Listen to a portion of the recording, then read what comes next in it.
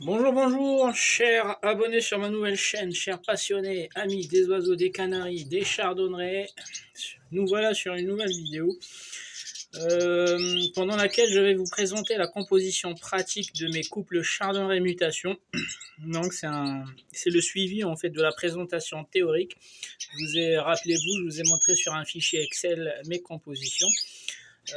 Donc là, ici, je viens de les composer à l'instant. Donc je rappelle que je travaillerai avec 7 couples de chardonneret et 6 couples de canaris. Donc commençons par le premier couple. Donc c'est le couple Opale. Donc le mâle né chez moi 2020, classique Opale. Et femelle Isabelle Opale née chez mon ami Peter. Petite dédicace à Peter. Il a de très beaux, de très belles mutations, Peter. La cage suivante, c'est le couple de panaché, donc le mâle de 2018, Agathe Fasciato panaché, la femelle de 2020, c'est une brune, tête blanche et gorge blanche. Ils sont un peu stressés, hein, c'est pour ça qu'ils ont le bec ouvert, parce que j'ai profité pour leur mettre une goutte d'Ivomec derrière la nuque aussi. Donc la manipulation, je les ai pas mal manipulés, donc ils sont un peu stressés, c'est pour ça qu'ils ont le bec ouvert comme ça. Donc le troisième couple, c'est un couple de bruns pastel né chez moi, porteur de tête blanche, tous les deux. Le couple suivant, en fait, le mâle classique gorge blanche, porteur de tête blanche, et la femelle brune jaune, porteuse de tête blanche.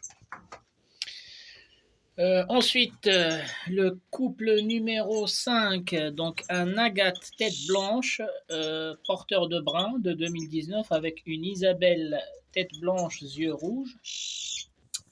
Le couple numéro 6, donc mâle Agathe tête blanche, porteur de brun de 2019 et femelle satinée, tête blanche, aux yeux rouges aussi. Et le dernier couple de mutation, c'est une femelle brune porteuse de tête blanche avec un mâle né cette année 2020 brun pastel pour faire des bruns porteurs de brun pastel. Donc voilà. Donc ce qui va me rester comme chardonneret, il va me rester la classique porteuse d'opale comme femelle de sécurité. Il va me rester aussi la panachée qui est malade, qui est en cours de traitement. Donc finalement, elle avait une double maladie. Donc elle était éteinte de la mégabactériose et de la coccidiose. Donc la mégabactériose s'est traitée. Je lui ai fait 2 jours de repos avec des probiotiques. Et là, j'ai commencé à la traiter contre la coccidiose. Donc vous voyez très bien, là c'est la périlla blanche. Ici, c'est de l'alpiste. Et ici, là, ce que je leur ai donné aujourd'hui, c'est pour ça qu'ils sont excités, c'est des brocolis avec une gousse d'ail, tout mélangé au mixeur avec du fertivite et un peu de calcium, et du probiotique. Pourquoi? Parce que je les ai blanchis la semaine dernière, ils ont les fientes un peu liquides, mais c'est tout à fait normal, que ce soit les canaris, les chardonnerets, c'est normal d'avoir les fientes un peu liquides. Parce que j'ai tué toutes les bactéries de leur système digestif et je suis en train de leur remettre hier et aujourd'hui du probiotique pour, pour redémarrer avec des bactéries maîtrisables et c'est sûr au moins on a enlevé le risque d'une maladie. Voilà, donc des fois elle va bien, des fois elle va pas bien, mais je pense que c'est normal, elle est un peu déboussolée avec tous les médicaments, mais je pense qu'elle va s'en sortir, voilà. Donc les fientes qui sont comme ça, là, c'est tout à fait normal. Elle a été aussi traitée contre la mégabactériose. Hop. Mais par contre, j'ai remarqué qu'elle a la coccidiose derrière. Mes mâles canaris sont toujours dans le petit caisson, donc ils attendent, j'attends. En fait, ici, là, je vais faire, pour l'instant j'ai mis les femelles ici, mais je vais faire 2 couples ici, 2 couples là et 2 couples là. Comme ça me fait 7 batteries de chardonneret et 3 batteries de canaris divisées par 2. Donc les mâles, ils sont là, ils se portent bien aussi. Donc je ne les mets pas avec leurs femelles, je ne forme pas tout de suite les couples de canaris. Pourquoi? Parce que j'attends que mes couples de chardonneret soient prêts, parce que les canaris, ils se forment vite. En fait, pour faire le nid, le canari, il le fait des fois en 2 jours. Le chardonneret, ça prend du temps.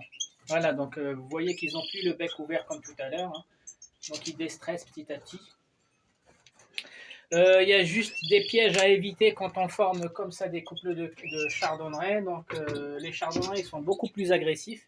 Donc il faut observer les premiers jours, voire les premières semaines. Moi, par exemple, j'ai découvert que mon mâle opale, il est agressif, hein, il est 2020.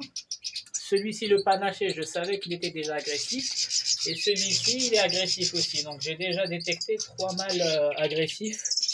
Et là, il est en train de se chauffer petit à petit. Après, je sais que mes mâles agates,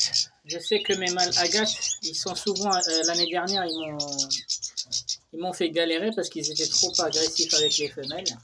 Voilà, ils la coursent déjà. Mais bon, elle se laisse pas faire, cette femelle satinée, elle se laisse pas faire, elle est difficile aussi. Donc, ce que je peux avoir, donc, dans les opales, je vais avoir soit des opales, soit des Isabelles porteurs d'opales, soit des Isabelles opales. Voici ce que je peux avoir, mais pas de classique. Ici, je peux avoir des panachés, des gorges blanches, qui peuvent être classiques, comme ils peuvent être agates, porteurs de bras ou bras porteurs d'agate. Ici, il n'y a pas 10 000 solutions, c'est du brun pastel sur brun pastel, donc j'aurai du brun pastel. Rappelez-vous les règles de la mutation liée au sexe. Ici, je vais avoir soit des jaunes classiques, soit des jaunes gorge blanche. Et d'ailleurs, moi, mon objectif, c'est j'ai mis 2 mutations dominantes. J'aimerais bien avoir des petites tailles, jaunes et gorge blanche. J'aimerais bien avoir ça. Mon objectif, c'est d'avoir des petites tailles, vraiment des majors très petites tailles, avec les 2 mutations dessus. Même si j'en sors qu'un seul, c'est déjà un exploit. Parce que j'aimerais bien avoir du jaune gorge blanche, mais en très très petite taille. Ici, je vais l'Isabelle sur l'agate. Lui, il est porteur de brun. Donc, il y a beaucoup de possibilités. Hein. Il y a aussi une possibilité de revenir sur du classique porteur. Mais ce qui est sûr, c'est qu'ils seront tous tête blanche. Donc, peu importe ce qui va sortir de là, ils auront tous tête blanche, exactement comme ceux-là. Aussi, je vais sortir des agates ou des humos porteurs de satiné. Des bruns aussi porteurs de satiné. Et je peux à n'importe quel moment revenir sur des classiques. La probabilité, elle est inférieure à 25%. Mais ce qui est sûr, c'est que tous les jeunes de là et de là, ils seront tête blanche. Ils seront minimum tête blanche.